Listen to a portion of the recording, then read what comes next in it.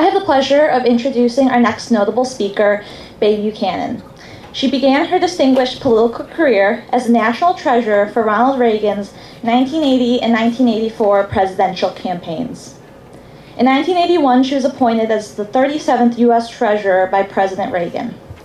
At the age of 32, she was the youngest person to hold that position since it had been established.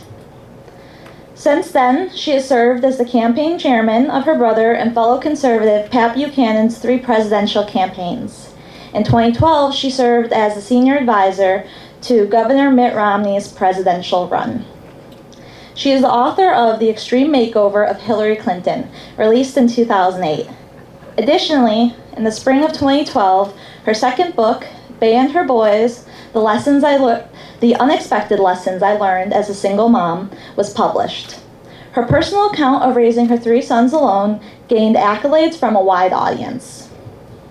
Presently, she serves as the president of the American Cause, founded in 1993. The American Cause is an educational organization whose mission is to advance and promote traditional American values that are rooted in conservative principles. She is also a regular speaker at college campuses and student conferences, promoting conservative principles and leadership.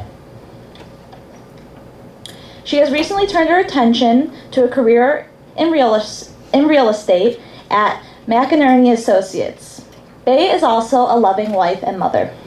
She is the recipient of the 2002 Conservative Leadership Award and was also named the 2007 Woman of the Year Award by the Clare Boothe Luce Policy Institute.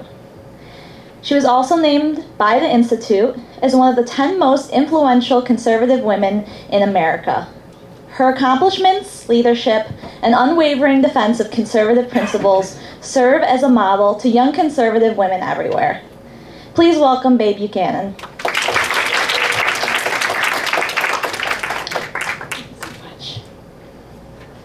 Thank you very much. Thanks for that great introduction, Andrea. All right, we got an hour here, and this is gorgeous out there, absolutely gorgeous. I'm sure you all want to be out there as much as I do. So let me just open by get myself ready here. Definitely not that. I use my hands, guys. This is great. This is just terrific. As I look around, I talk and speak with young people often, go to college campuses, do some conferences, but all women. This is awesome. This is just terrific. So when the questions and answers come, I expect to have some of those questions that you don't want to ask with a group of the other sex present. Okay, you just ask anything you want. I've been there. I've done it. I got into politics right about your age. I guess I was in graduate school, and my brother Pat suggested I take a leave of absence from the McGill University. I was working on a master's in mathematics and worked for Richard Nixon. And so I took a 6-month leave of absence since I hadn't been in politics. I'd followed his career. When I was in high school, he joined Richard Nixon, and before he became president, he traveled around with them and was with them when he won and became president. So this was the re-elect. This was the Watergate year. And so I joined the campaign only to be right there in an intern's position as the Watergate broke. And all the FBI agents were running around and interviewing people, and Gordon Liddy's office was right across from my little desk. It was a crazy time. But I've been in politics ever since then. And it's been fascinating. But I'm going to tell you a couple stories, because what I'm going to speak about today is leadership. And I'm assuming that is why you all are here, is a leadership conference in essence, and that one of the reasons you're back in Washington is because you have an attraction to politics and all that it involves, issues and campaigns and the politics of it, whatever. So this is a couple years ago. You know now that the big issue on Capitol Hill in Congress is immigration. Well, a few years ago we went through the same thing. President was George Bush, and John McCain was in the Senate, as he is now, and they were radically pushing, just doing everything they could to push an amnesty bill. I was opposed, and they should have won it. I mean, we had nothing. They had the Democrats, they had the Republicans, they had the president, and then they had enormous strength in the Senate. We had the Congress. We did have, just as we do today. The press was against us, corporate America was against us, all the kind of money people were against us. I mean, you name it, they were against us. And And so I traveled around the country to make people aware of how serious this bill was, how damaging it would be to the country. And it was just a massive, massive amnesty bill. And as I traveled, I would do radio and TV if I could get it, and I had town hall meetings. And as I was out there in New Mexico and Arizona, coming across, and several places, they said, well, why are they doing this? I don't understand. Why are they doing this? I mean, I voted for George Bush. And I would try to explain, well, it's the politics of it, and they're trying to open relations, better relations with Mexico, or it's this free trade, they want people to be able to move back and forth. I mean, I could make a lot of arguments of why people were doing it. But I realized I was giving the wrong answer every time. Because it didn't matter. That wasn't the answer to give them. These people wanted to understand why Washington was doing something that the American people overwhelmingly opposed. Overwhelming, not a close call, overwhelmingly opposed. And I was trying to explain it. Well, I shouldn't have explained it. And it took me several days on that road to realize the answer. And the answer was that, wait a minute, this is your country. It doesn't matter why they are doing it. The point is, they are trying to do something which you know should not happen. So it is incumbent upon you to stop it. Not to say, I can't believe what those guys are doing. And to explain to your kids they did it all wrong. But to say, what did you do to try to stop it? And it's the words of George Washington. He was very, very clear when he explained that the sacredness of liberty is entrusted in the American people. Not in the rich and famous, not in the political elite. He said that the sacred fire of liberty is entrusted in the hands of the American people. So it's you. It's not the American people who now own homes and cars, or have families, or are in big jobs, or are doing well. It's you. It's you, it's me. We are the American people. And so we have an enormous responsibility to act like leaders, not to sit around and say, I can't believe what those guys are doing. That is not acceptable. Maybe you can do that for 5 minutes, and then you say, okay, how are we going to stop it? How are we going to change it? How are we going to move the country in the right direction? That takes true leadership. It takes guts and courage. It is not easy, and you all already know that.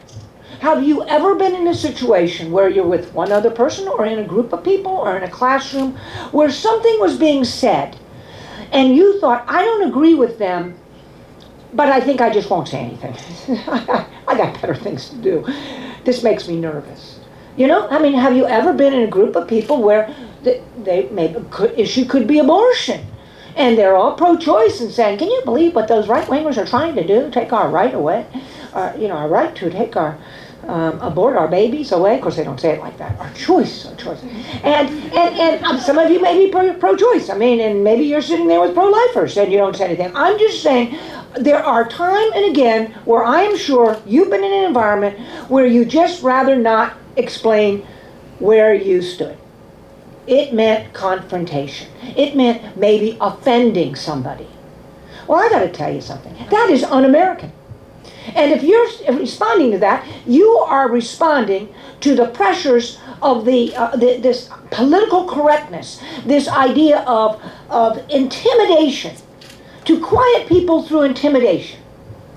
And therefore, you're not a leader, because you've accepted it. Do you know, if I can intimidate my opponents to keep them quiet, I win, don't I? I don't even have anybody to argue with.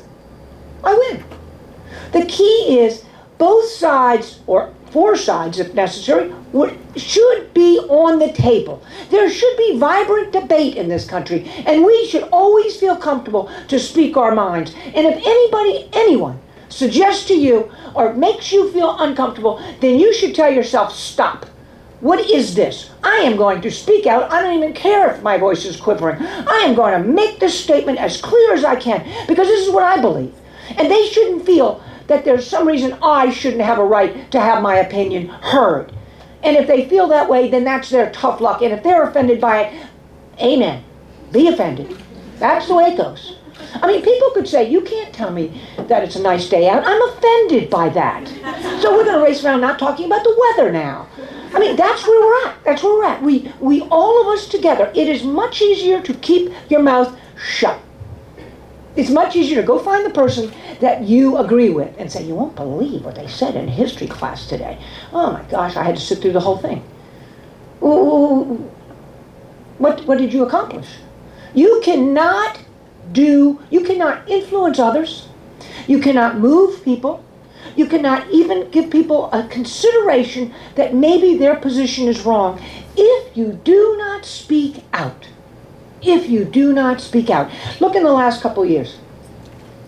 We had and that immigration, I'll follow up. What happened? As I finished traveling around the country, I got so much information from Americans, right, left, Hispanic, white, black, I mean, everywhere across the country, so opposed to the bill. And so but I still didn't know how we were going to win it. I mean, the Senate, we were lucky we had 10 votes in the Senate. So that wasn't going to help. There was a huge outcry across the country, huge. The senators couldn't get their phones. The phones were all closed down. The senatorial committee couldn't get phone calls in. It was places wide. Because everybody who was opposed to it, we had a group, we had a committee, and we just got the same message. We said, okay, they're going to call us for the media. Let's get everything going as much as we can. That's all we have left. And so we got everybody out on radio, doing TV, and we had the same message. We had the same 3 points. We said 3 points, that's it. Don't let them talk about other things. 3 points. And so the American people heard those 3 points, and they agreed with those 3 points. And the next thing you know, the phone calls were going crazy. The Senate backed down. They didn't vote on it. They backed away. They had the votes. We didn't have anything. We stopped it. Because the American people said no. No, we are not going to tolerate this. A few years ago, this administration was spending wildly, no different than today. It's 1.2, 1.3 trillion deficit. Year after year after year. That's a president who won election against George Bush by saying George Bush is spending recklessly because we had $500 million in debt. And you know what I said? He's right. Conservatives are like, what is George Bush doing? We can't have these huge deficits year after year. This is ridiculous. We're going straight up.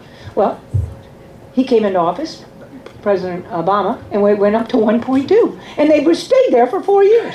Over $1 trillion, 4 years in a row. This year it looks like it's going to come down, thanks to the increase in taxes, but amongst other things. So what happened? What changed things? Now, today, we're not talking about spending more. We're talking about where do you cut. There was a leader in this town who said to his own party, no more. Paul Ryan came up with a balanced budget in 10 years, and it really wasn't even balanced, but at least it was dramatic direction towards a balanced budget. And it was, many people thought, draconian in aspects. It was cut. Social Security was being hit. Medicare was being hit. Things that you don't talk about. You don't cut those things. You don't talk about cutting them, okay? But of course, you have to if you are serious about getting this country in fiscally sound condition, okay? And so every year we're spending more, and people are saying, my golly, we're going off the cliff. You can't do this. And so Paul Ryan came up with a budget. And his own party said, do not go public with that plan. Do not go public with it. And he's a genius. He's brilliant when it comes to the budget. The man can go on television and talk numbers like I've never seen in my life, and I'm a mathematician. He just knows it. He knows it all. And his position was, and I heard him on television, he said, they asked him, they said, well, a lot of people are going to be concerned as a Republican you putting this out because we're coming up to an election year, and they're going to use it against us. And he said on television, I will remember the day, he said, we are way past that. We have to do what's best for America. We have to put this out because we have to be serious and let the American people know we will balance this budget. Here's an idea. If you don't like it, tell me how you're going to do it. You don't like this cut? Okay, give me another idea, how to make the difference up. But let's have a dialogue about bringing government down in size and stop all this talk about we can't do it. And as a result, I'm telling you, it was astounding. In February, March of that year, Barack Obama was still talking about increasing spending. There was no indication that he was cutting back. He wanted the debt limit up so he could spend more. And he was not talking. By August of that year, everyone was talking on how you cut. Maybe not enough, maybe 100,000 or 100 million here or there. But it wasn't enough. But the whole dialogue was where do you cut? And today people are seriously discussing the need to cut Social Security, or to change it, to reform it. And likewise Medicare. It took a leader. It took someone who looked in his eyes, right into the eyes of the leaders of his own party and said, nope, I'm not listening to you. It's time we get serious about this. We can't just not say it. But he had to do something. He had to say it. He had to put it out there. If he had been quiet, because it had been contentious, they said you could lose your own reelection. They knew he was very good for presidential. Very, very likely he could be presidential material in one day, maybe not the last one around. And they said, you wrecked any chance. You wrecked any chance. Mitt Romney disagreed and put him on the ticket.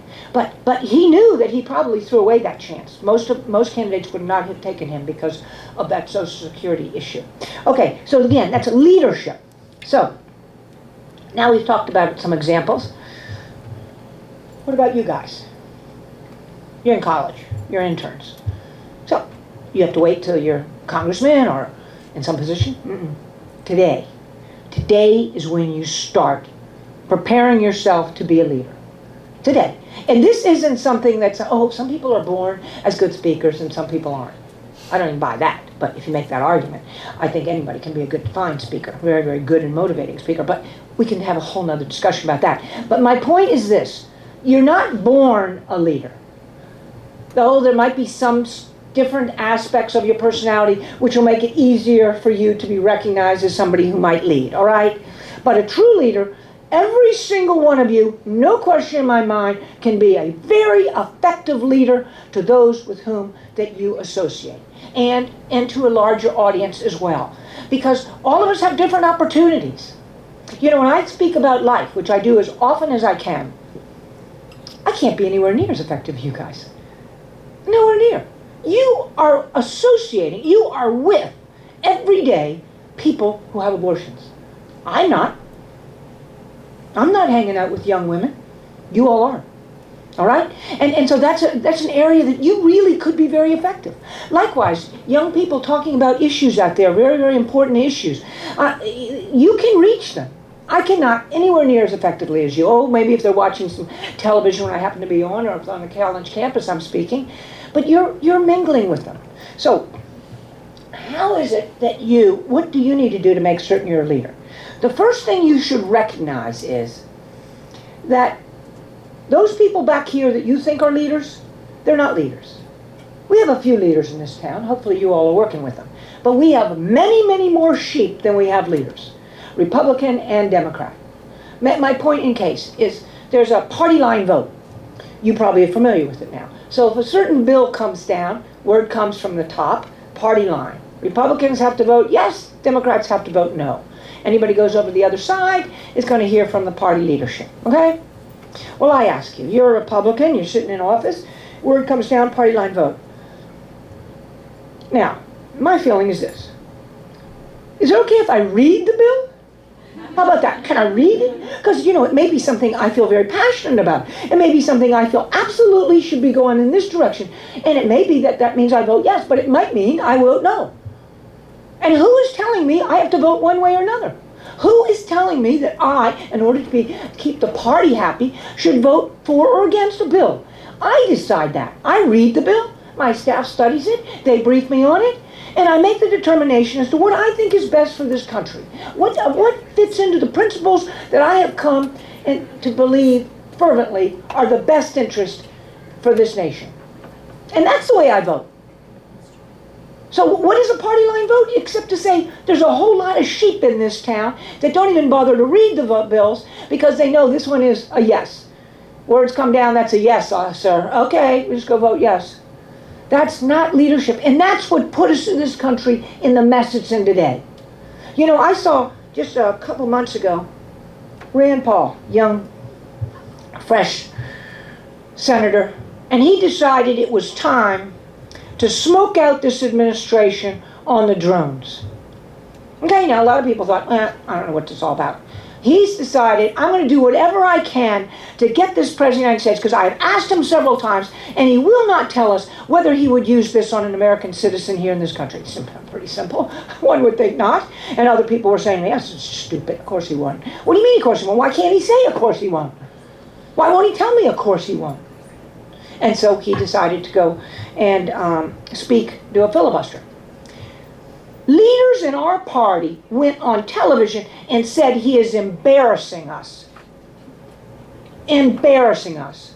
Who are they to tell a fellow American that you cannot stand up for something you believe? If they could have easily said, I disagree with what he's done. I disagree that this is the best way to do it. I disagree with what he's trying to do. That's fine. You can disagree.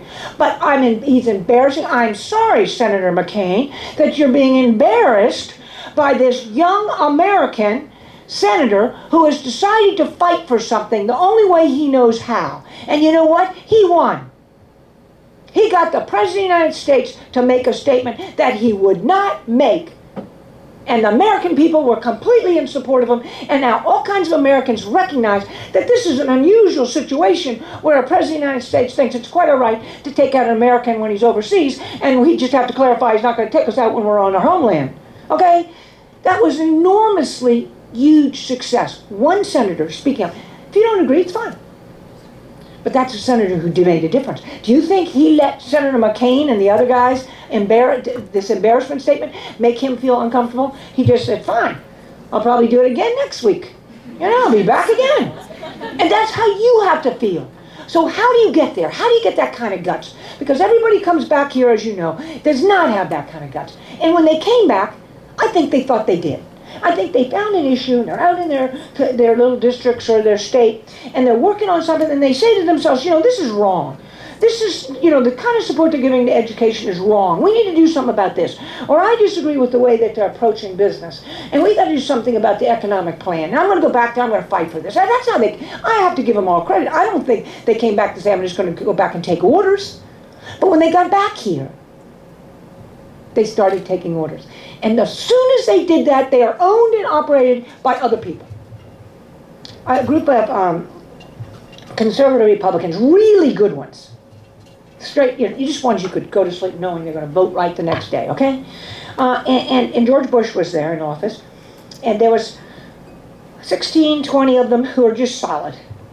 And George Bush proposed an entitlement, the Prescription B entitlement bill, which is entitlements conservatives are totally opposed to. I was this big, I have 7 brothers, and my father was always debating. We like to call it debating. It's more arguing, but it's okay. We call it debating. And they're at the table with the 7 brothers. I was on the younger side. And by this time, this high, I knew an entitlement was a bad thing. Because both Dad and the boys were saying how terrible things entitlements are. Okay, I didn't know how to spell it, but I knew it was bad. And that was it's a core belief of Republicans. If you want small government, you can't have entitlements, because entitlements get out of, there's no control on the cost. And so you can't. It's just a terrible way to govern. And so George Bush decides, the brilliance of that office, that administration, that we are going to propose an entitlement. I believe the idea was to win the elderly, because we have our entitlements. Anyhow, it would never have passed if these 16 to 20 conservatives in Congress had voted no. It wouldn't have passed. And every one of them thought it was a terrible idea, bad for America. He got enough of them to pass it. 8 to 10 of them voted for it. So I spoke to them afterwards. 1 or 2 of them. I said, what are you doing? What are you thinking? He said, the president called me. Yeah? And what else happened? The president called you? The president called you? You sold out your country, your kids, because the president called you? You couldn't say no to the president? And they said, well, he said it was going to hurt his administration, it hurt the public. I just couldn't believe it. Because if they really, really believed, as I thought for certain they did, that entitlements was extraordinarily harmful for the nation and would be put on the backs of their children and grandchildren to pay the price for this vote, and they did it because the president called them, I got to tell you something. The president owned their vote. Every time they needed something, what do you think is going to happen? Call the good old congressman again, Mr. President, we need to vote again. They owned you. It's done. You lost all opportunity to be a true leader. Why not just say, Mr. President, I think you're a great president. I agree with you on the war. I agree with you on this. I voted for you twice here. Whatever. But on this, you're wrong, Mr. President.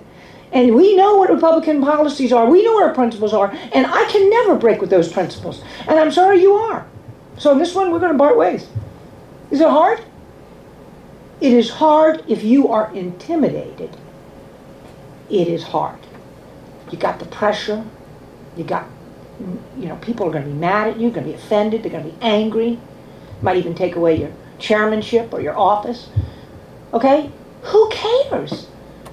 If you're a true leader, you're here for one purpose, to do what's right for the nation. Day in, day out, day in, day out. If it means you lose your next re-election because the leaders of your party have pulled your support, you don't have money in your account, who cares? Your job is why you're here. You're being paid to do what's right for the country. And then when you lose, you go about doing something else. So how do you do this? How do you make certain when you're in a position, a phone call could not change you from doing the right thing?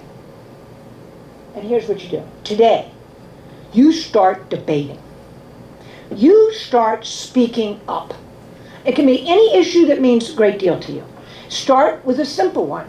Something that, maybe it's feminism, I don't know, or it could be, I'm going to choose life because I always like to speak about life, any opportunity I have. It could be the war. It could be what are we doing in Syria? What are we doing with the rebels in Syria?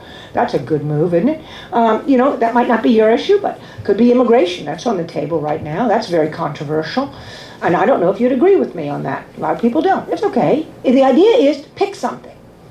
And now find somebody, not that agrees with you. That's easy enough, talking to somebody who agrees. Not that you shouldn't talk to people who agree. You learn something.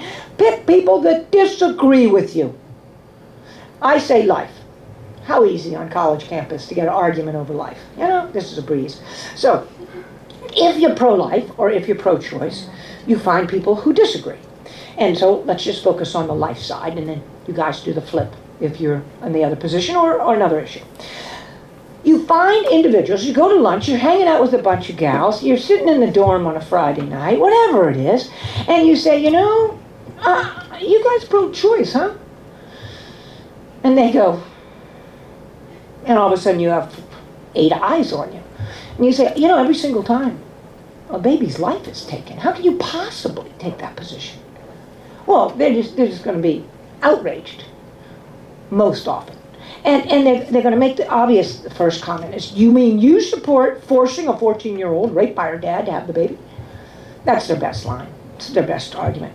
And so you're going to have to think about that. And your first movement's going to be, if I believe, if you're anything like I was, you're going to think, how did I get into this? Why would I say such a thing? And do I really support a 14-year-old being forced to have a baby? What in the world? And you're going to have to go back and talk to people like me and other pro-lifers and say, what about the 14-year-old, the rape? That's a little bit not something, this is a terrible thing. And if you talk to somebody like me, I'm going to make it very clear that I believe that every single child has a right to life. Every single child, doesn't matter. Doesn't matter what the circumstances of the conception was, every child has a right to life. But you might say, well, no, rape and incest, some very fine conservatives believe rape and incest should be exceptions. I don't believe in exceptions. I would support any bill that had exceptions because it would reduce the number of abortions, and then I'd go fight for those exceptions. But I don't believe in exceptions, period. All right?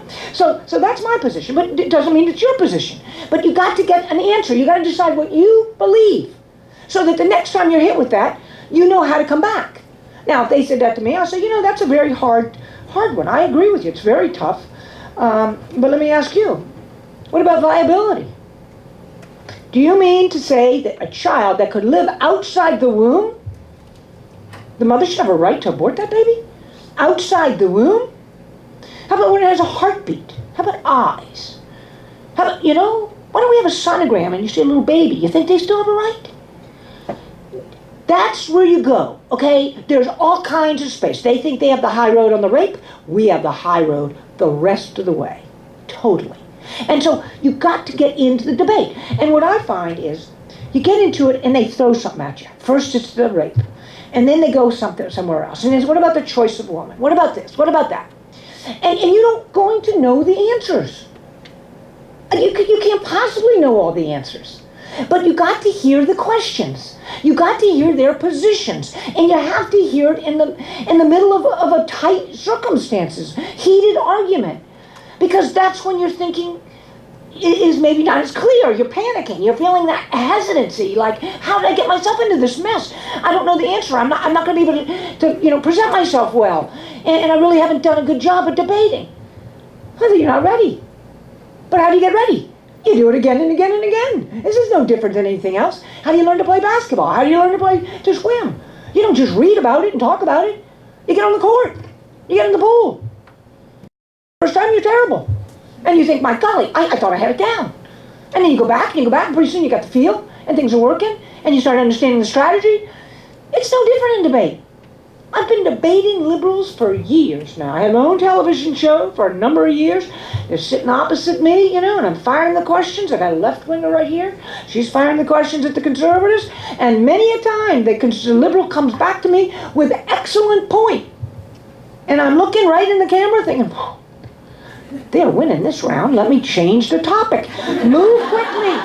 And I go home and I think, call my big brother. Okay, this is a very valid point, Pat. What do you think? And we discuss it.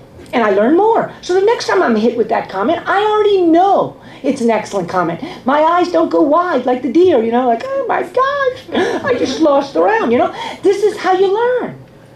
Never feel badly you don't know the answers. The purpose of this debate is to learn what the other side is thinking. They may say something which you sit there and look at them and say, I think they're right.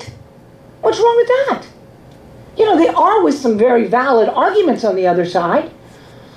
Not they can't compete with ours, but they do have some, and so you want to respect that. You want to say, when they hit me with the rape, I say, that is a very tough issue. I agree, that one's a hard one to come by, but let me just explain where I'm coming from. I believe it's always life, so what can they say to me? I say, I believe it's life, I believe it's life. What do I want to do? I can't pick and choose who lives and who dies. I can't do that. That's for someone else. And so there you have it.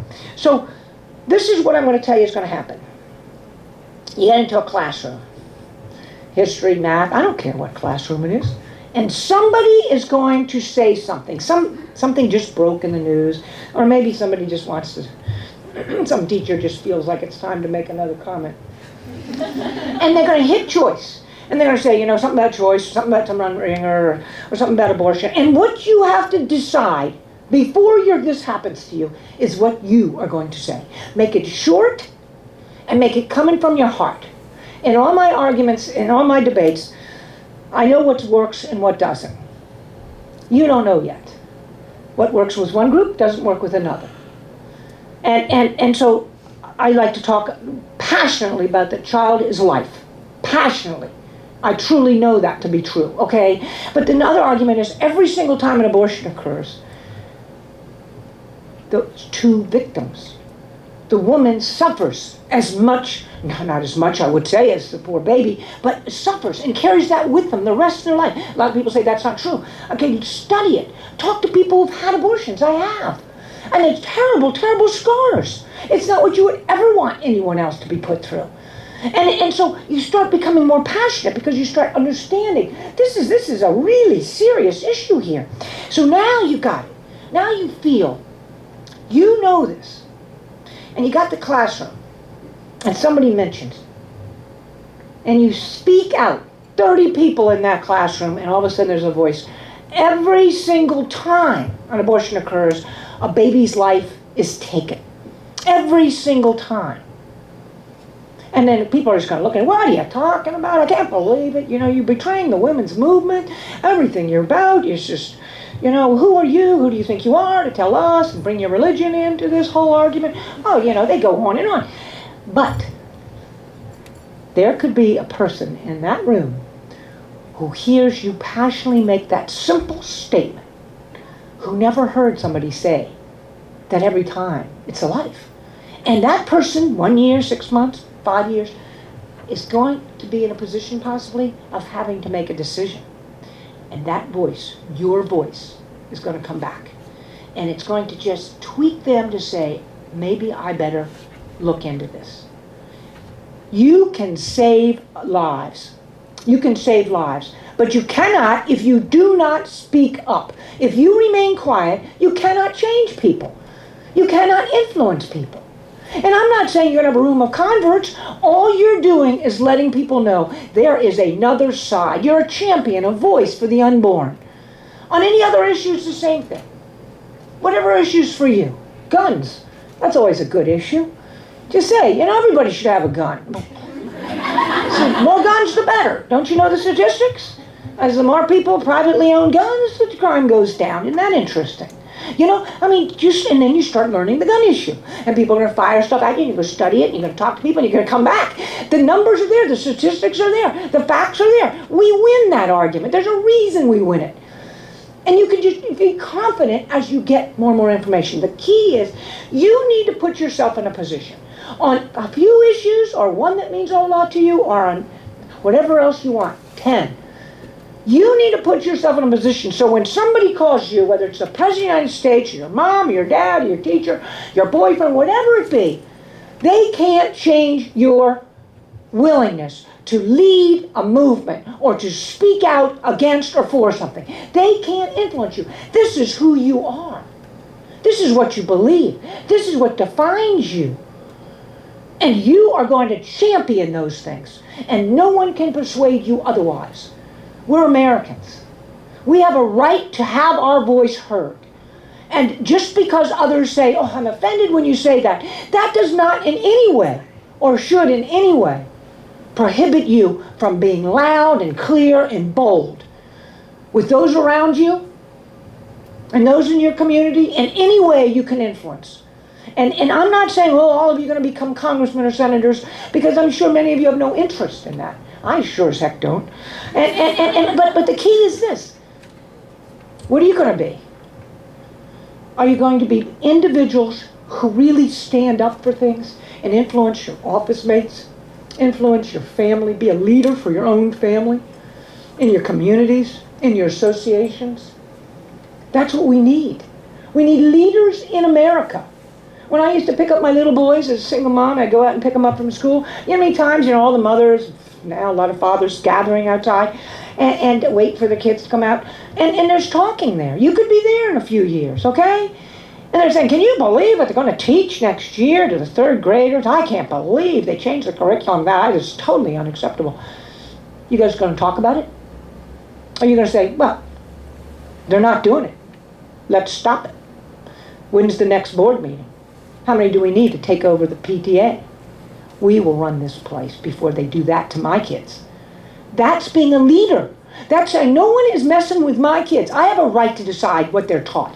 So are you guys with me? And then you're going to be at the PTA meeting, and they're all going to be back, and you're going to wonder where they are, and are they there to support you? And you're going to be standing up by yourself, and you're going to feel intimidation, you're going to feel hesitancy, but you're going to know that's what it's about. And when you feel that, no, in the next couple of years, when you feel that, you're going to feel it. You're going to feel like, I'm not adequate. I can't do this.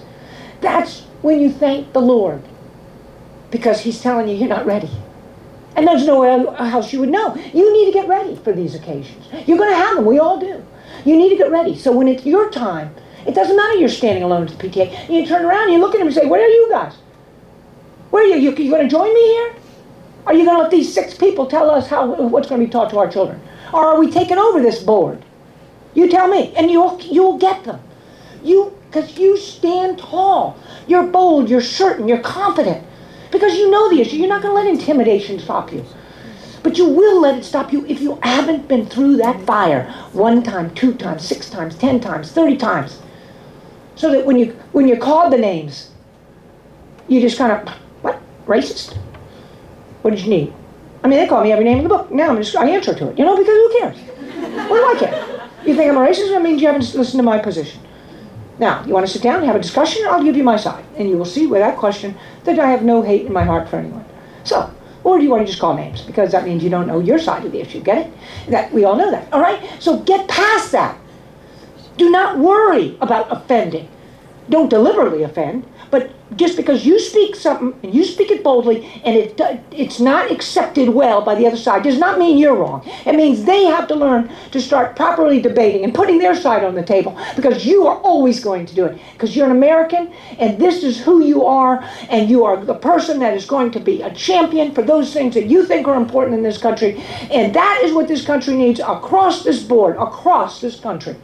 And I hope and pray that each of you will begin the process to be the kind of leaders this country needs. Because George Washington knew that without that, we will lose the sacred fire of liberty. Thank you all very, very much.